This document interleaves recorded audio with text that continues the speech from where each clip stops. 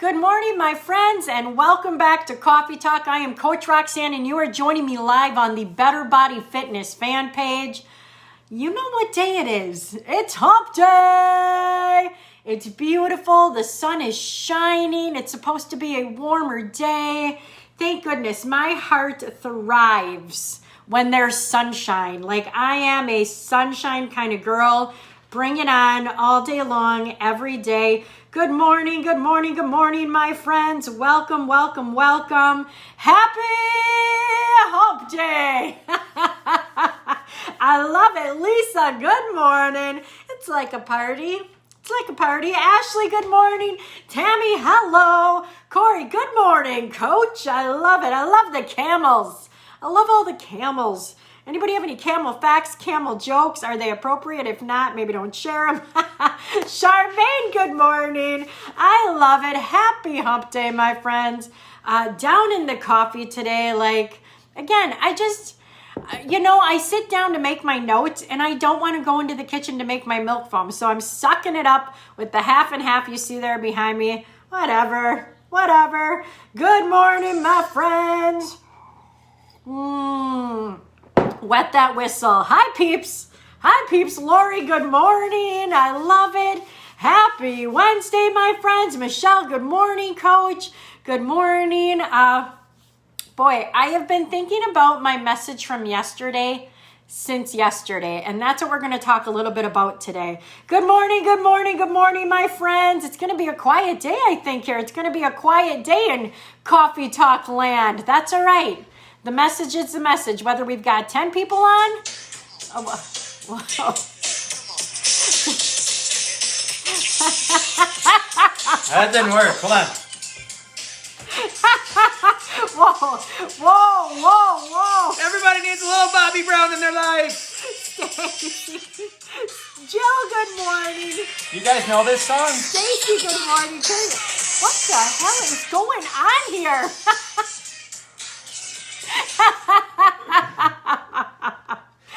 Sue, good morning. Happy hump day. Michelle, good morning. Corey, good morning. Carrie, good morning. I love it. Beth, good morning. What the heck is going on? I don't know. But now I'm sweating. When you have someone's rear end in your face, it makes you start to sweat.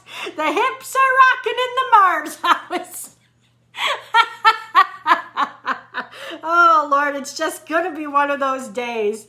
Chuck tried to he tried to give my dogs away on the video today. But like I said, the dogs will be the last thing that go. If anybody else out there knows what I mean. Karen, good morning. Just tuned in to see Chuck's rump. Ruth, good morning. I love it. Nikki, good morning. Oh, the little chihuahua. It's so funny. It's like clockwork. When I start my video, she comes to sit on the rug to let me know she has to go to the bathroom. But she doesn't realize that I'm not getting up to let her out. All right, she scared me today, so I hid behind the closet and jumped out and scared her. I need to start recording those things because I feel like I would be a TikTok star. The things we do, right? The things we do. Ruth, sorry, Chuck. I would keep my dogs as well before the hubby. I told you.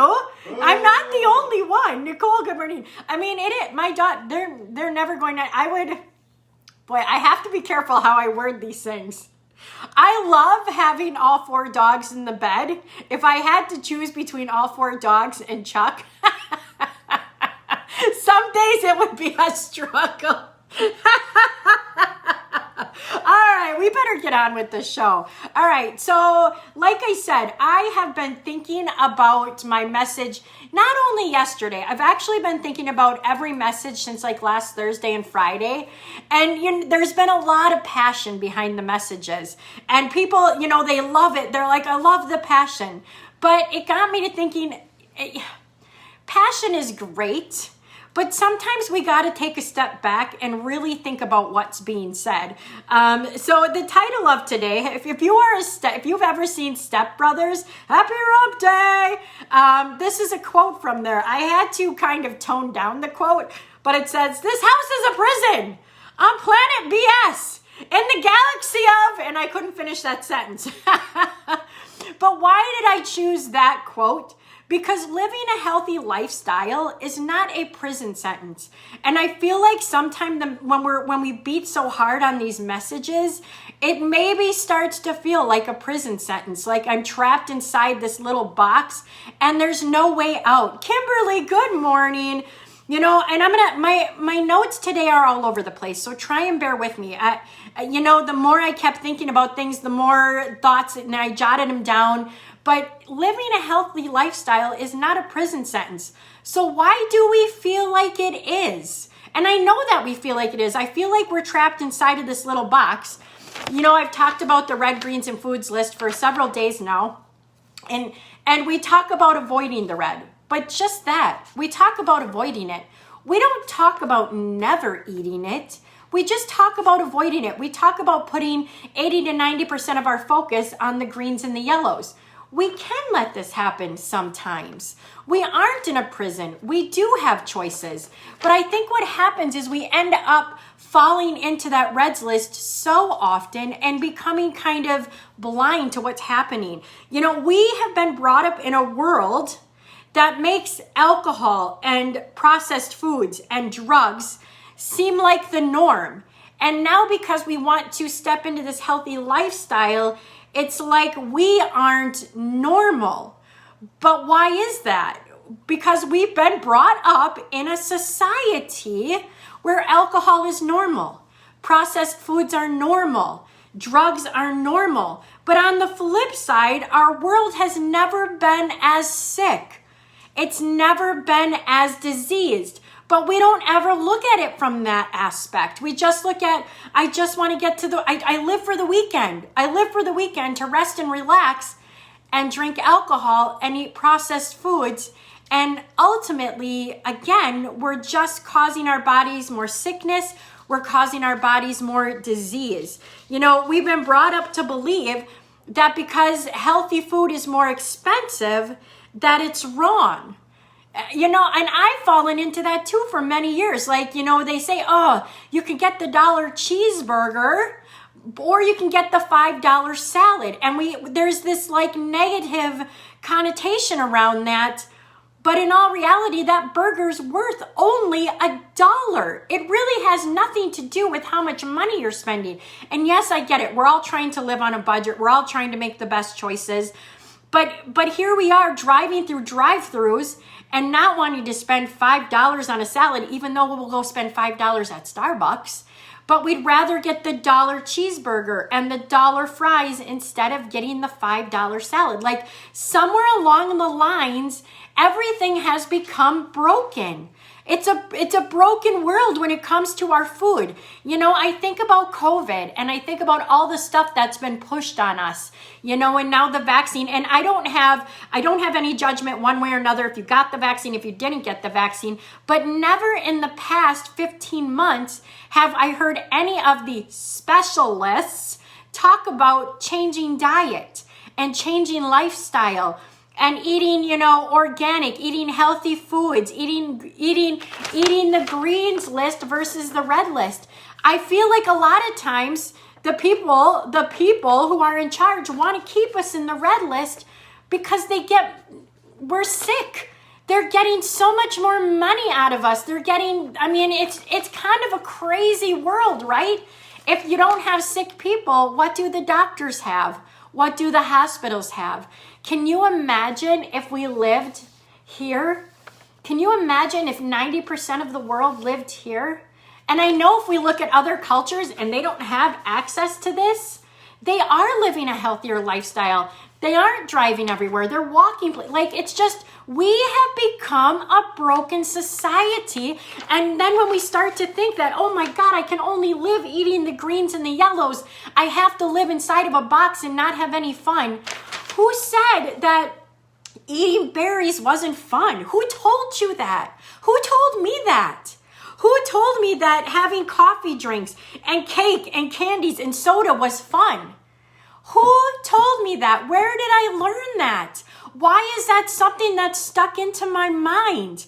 how do we change it now so that our children and our grandchildren don't grow up thinking the same thing we did? We have to be the culture that changes that. We have to be the culture that changes that. And the longer we go not changing it, the longer they're going to go. I see what my kids do. My kids are doing the same thing I did because when they were little, I believed that fun was in this red category. I believed this was where all the fun was had. I didn't realize that I could have fun over here because nobody ever taught me that. And I don't want to say like, oh, my parents did. That's not what I'm saying, because I know my parents tried to make me eat my fruits and vegetables. I know they did, but I don't think I ever learned about being healthy. I just haven't. All right, I want to read some of your comments here because I know they're good ones. All right, here we go. Lori, that $1 cheeseburger, cheap meal, but after time could lead to expensive medical bills. Yes.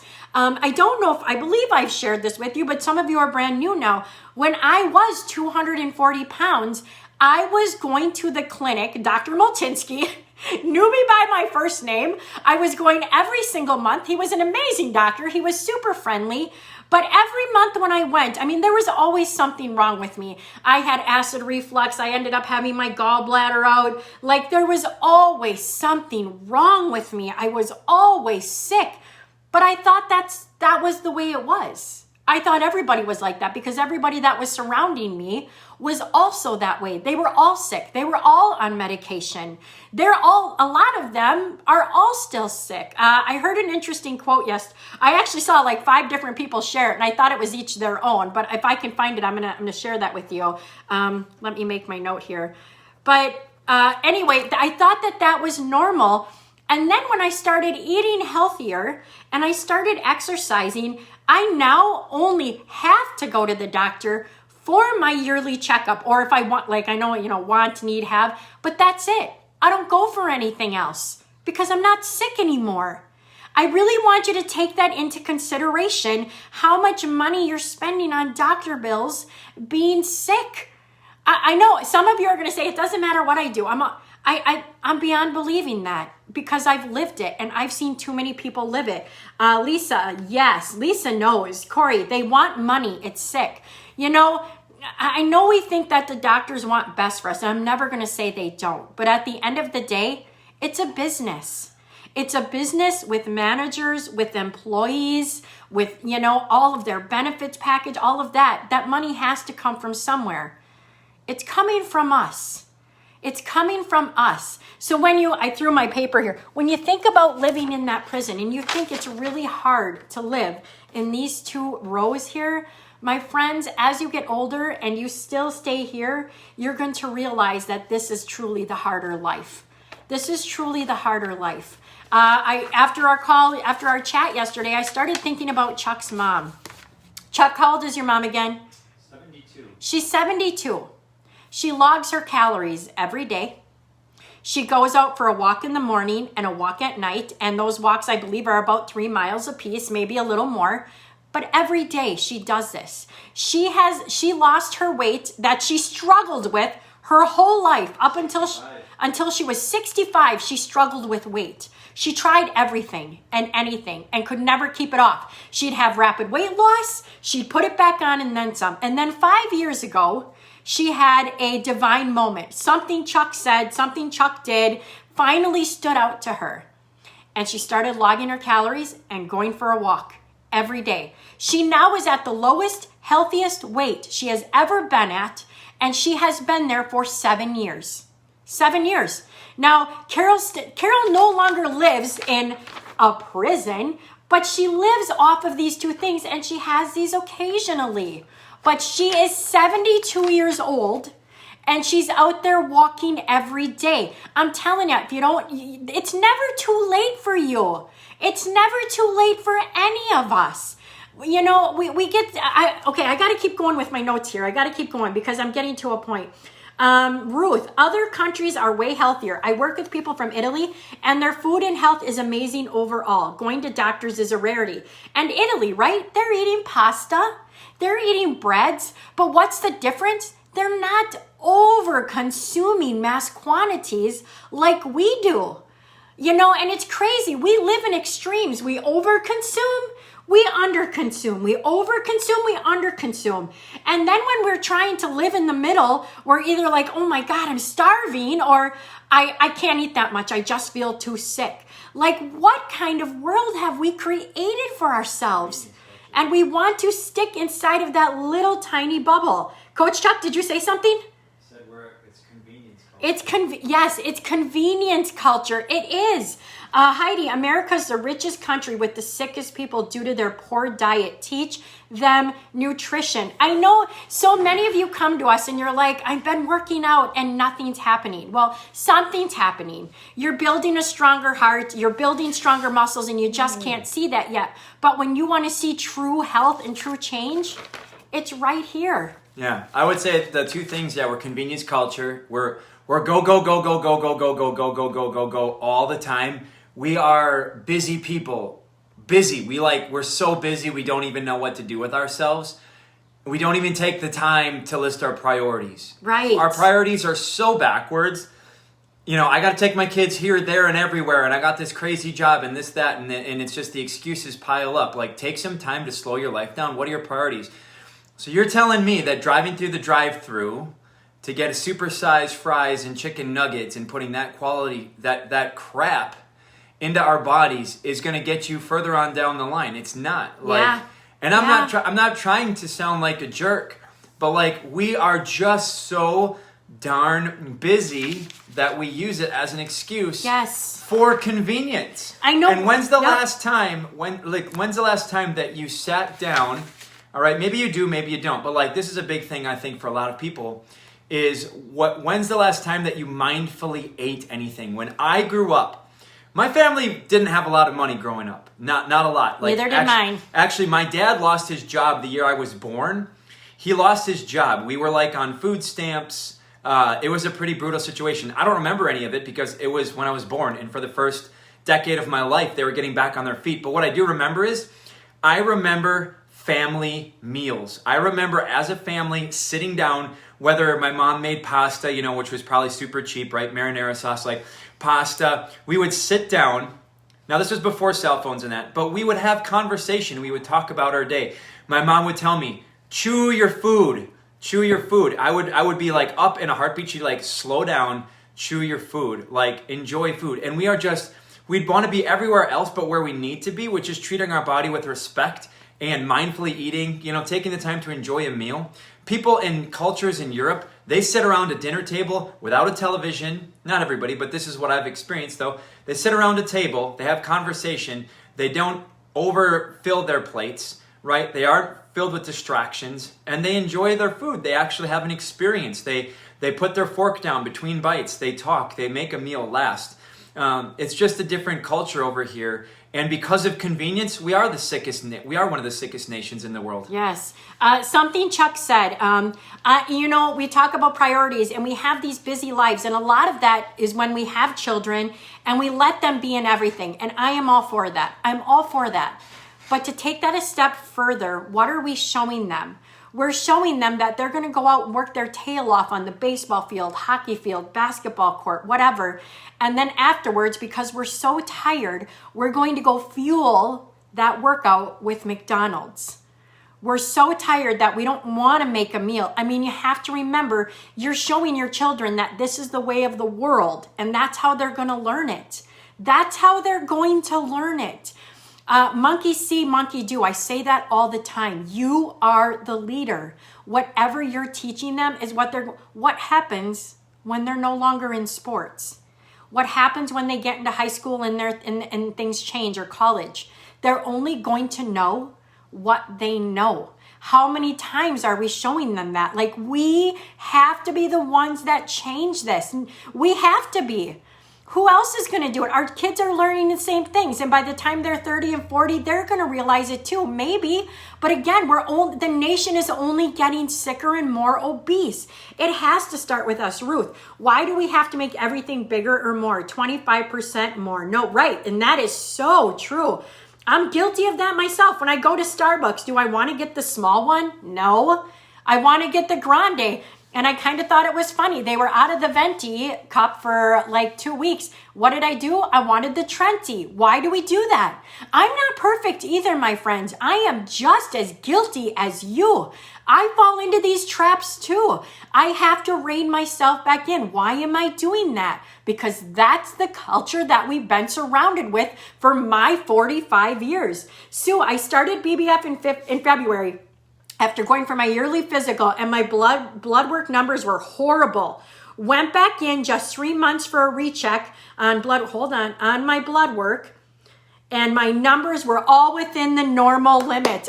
Give her a high five. Give her a high five. That is amazing. She's got one more comment here too. Clark? Yes, Sue Clark. Woo-hoo! Yes. All right, hold on. My computer's being a little fussy here. Oh. She said, and I was down 30 pounds. 30 pounds. I have so many more notes, my friends. I think I'm going to have to carry over in tomorrow. Ruth, COVID slowed me down and woke me up. Yes. Has anyone ever saw the documentary movie Super Size Me? Yes, I believe Chuck. Chuck, did you and I watch that? I thought we did. Yes. But there's something else I want to say about that.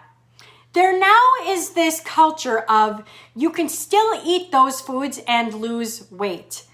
I want to share something with you. Yes, you can eat McDonald's and Burger King and Subway and you could lose weight. How do you do that? By eating in a calorie deficit. You can still lose weight. Does losing weight make you any healthier? No. No, you're still putting toxic poison into your body.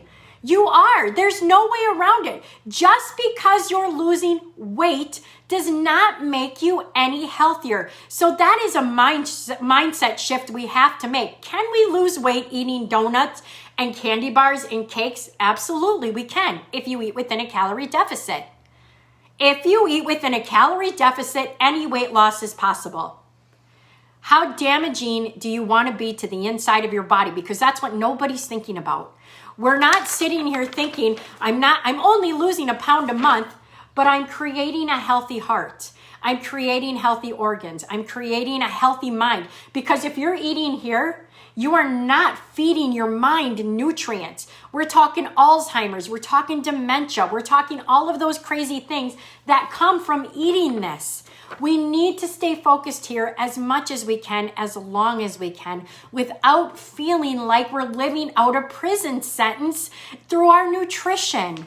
All right, that's where I'm going to leave it today. I thought I would get through them. I never think I have enough notes. I only made it halfway through. So tomorrow is going to be part 2 of this conversation.